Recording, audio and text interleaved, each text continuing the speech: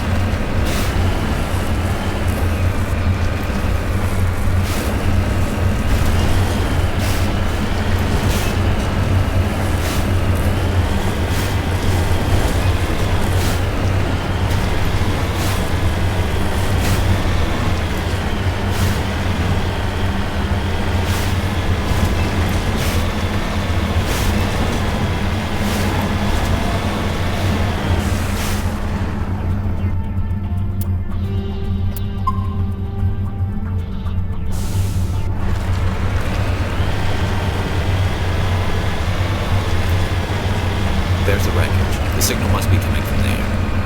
Careful, Shepard. I've got a bad feeling about this. Yeah, it's a trap!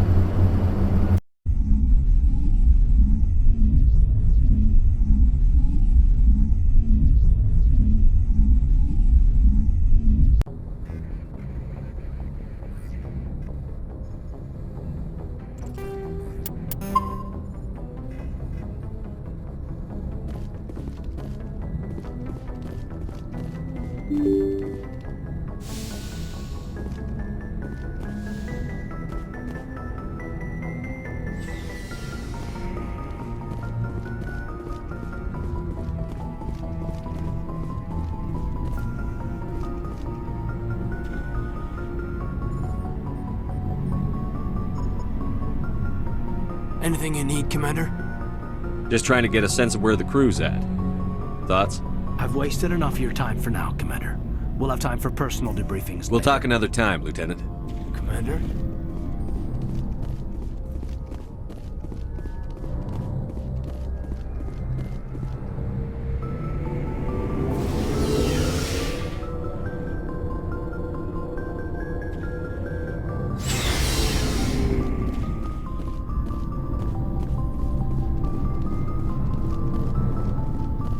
Commander, you have a minute to talk? I keep an open door policy. If you have any concerns, lay them on me. All right. I know things are different aboard the Normandy, but I'm concerned about the aliens, Vicarian and Rex. With all due respect, Commander, should they have full access to the ship?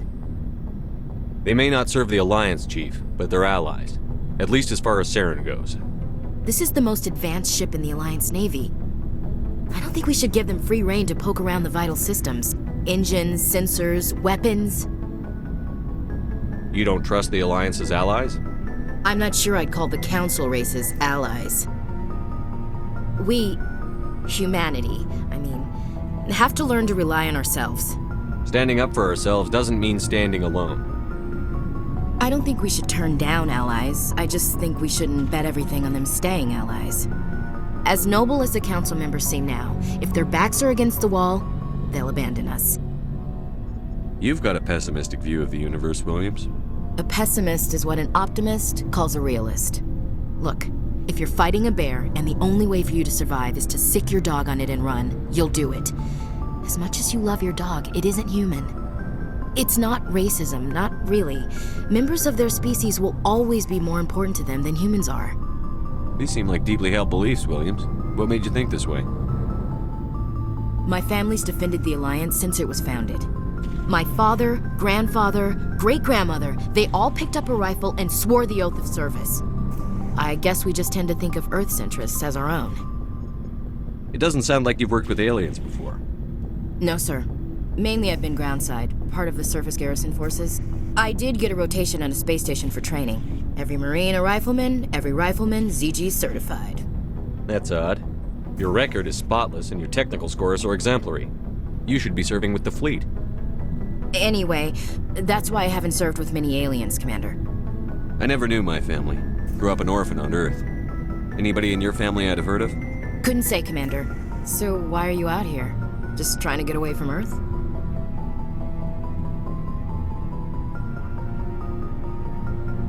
No.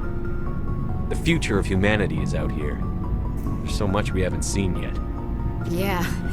I still remember my first field exercise on Titan. When we hit mud, the reality hit me. I'm the first person who ever stood here. Then my drill instructor kicked me in the ass. I went face first into the muck. He spent the next 5 minutes chewing me out for gold breaking. Don't tell me you had Gunny Ellison. He's the only one I know who uses that word to describe shirking duty. Oh, Lord. You went to the Macapog boot camp, too? Yeah. Gunny Ellison's still reaming out recruits down there. Kicking ass and using words like inveigle and pusillanimous. All right. I can see where your concerns are coming from, Williams. But this is a multilateral mission. You're going to have to work with aliens, like it or not. It won't be a problem, Commander. You say jump, I say how high. You tell me to kiss a Turian, I'll ask which cheek. Would you kiss anyone I ordered you to? That depends, sir. If you ordered me to kiss a superior officer, that would be a violation of the regs concerning fraternization. That would make it an illegal order. I'd be required to decline and relieve you of command. Sir. What's your opinion on the last mission? Kinda wish you'd got there sooner, Commander. No offense, I appreciate the rescue. I just wish... You wish we'd been able to save the rest of your unit? Yes, sir. If I had been more alert, we wouldn't have been cut down by an ambush. The Geth are perfect ambushers. They don't move, they don't make noise, they don't even breathe. Sir, they have flashlight heads. I'll make sure it doesn't happen again. We'll talk later, Williams. Looking forward to it, sir.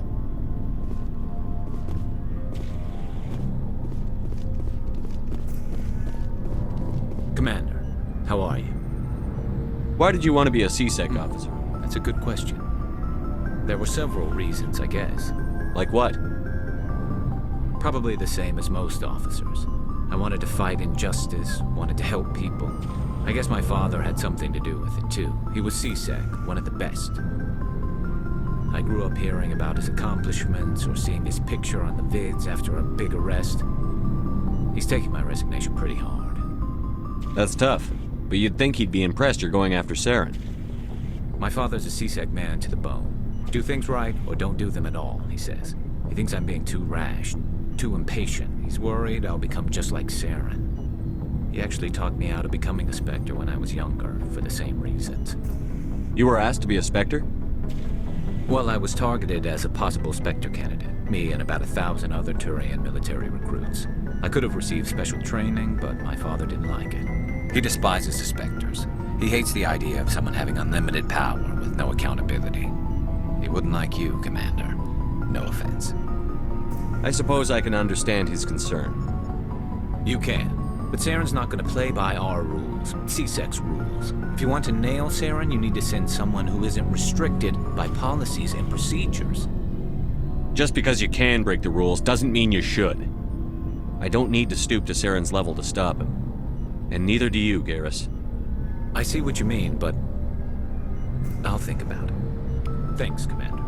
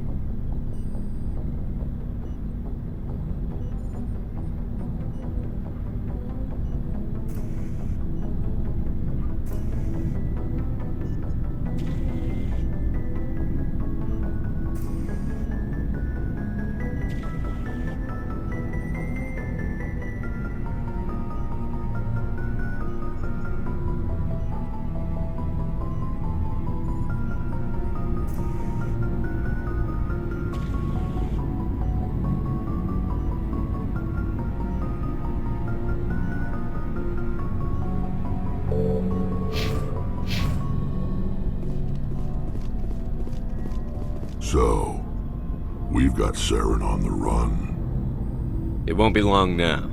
Saren's good, but I'm better. Good.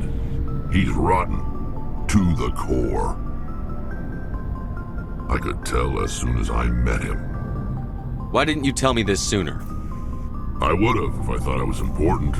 I think I'd like to hear about it just the same. This was a while ago. A bunch of mercs were bragging about a job out near the edges of the Terminus systems. They said it paid well and the boss was never around to ride them. They said he was looking for more men, too. So I checked it out. I didn't know Saren was openly recruiting mercs. It wasn't that open, and he only showed his face once.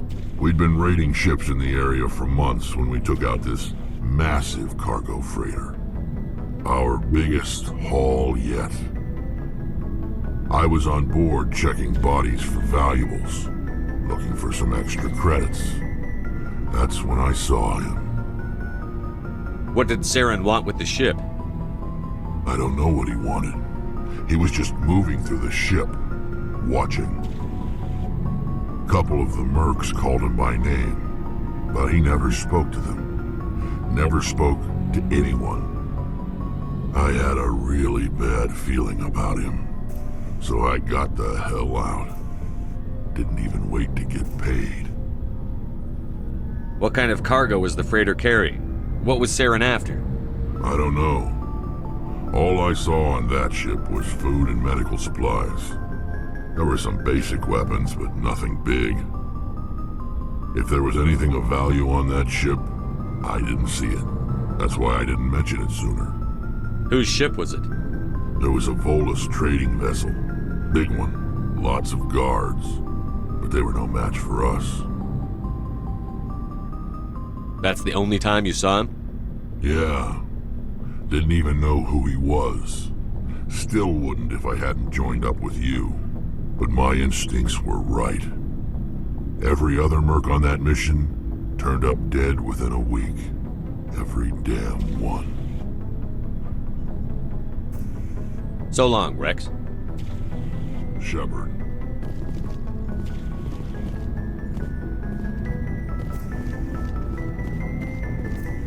Commander? We'll talk later, Williams. Looking forward to it, sir.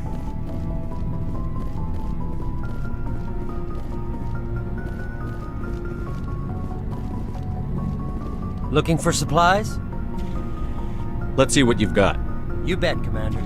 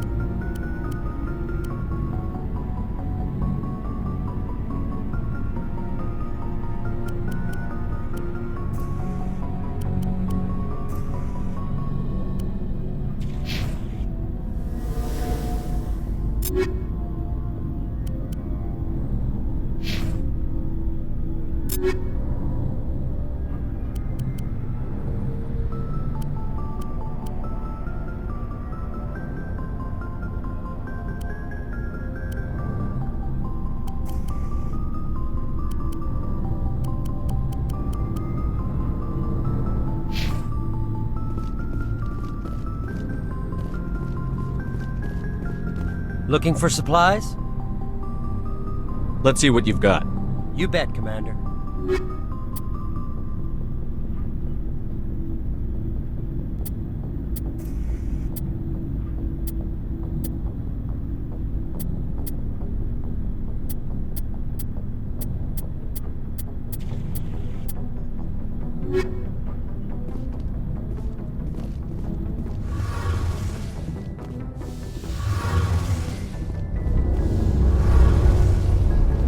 Something I can do for you, Commander. Carry on, Adams. Aye, aye, Commander. Oh, hello, Shepard.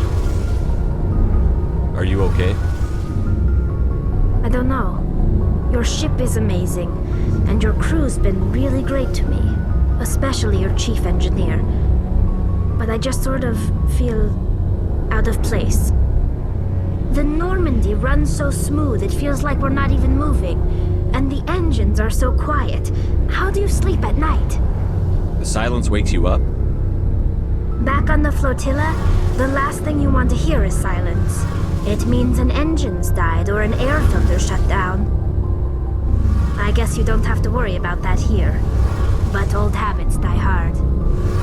But it's more than just the silence. This ship feels so empty. It's like half the crew is missing. Back home, I couldn't wait to go on my pilgrimage. I couldn't wait to get away from the crowds. Now that I'm out here, I kind of miss them. Sometimes we don't appreciate what we have until it's gone. That's true. I'm starting to wonder if that's what the pilgrimage is really about. It's given me a whole new perspective on my people and our culture. You know, there's always a few who go on their pilgrimages and never return. I always assumed something bad happened to them, but maybe they just wanted a different life. You do plan to return to the migrant fleet, right? I could never abandon my people, Shepard. I will go back eventually, but we have to stop Saren first. Otherwise, I might not have a home to go back to. I should go. See you later.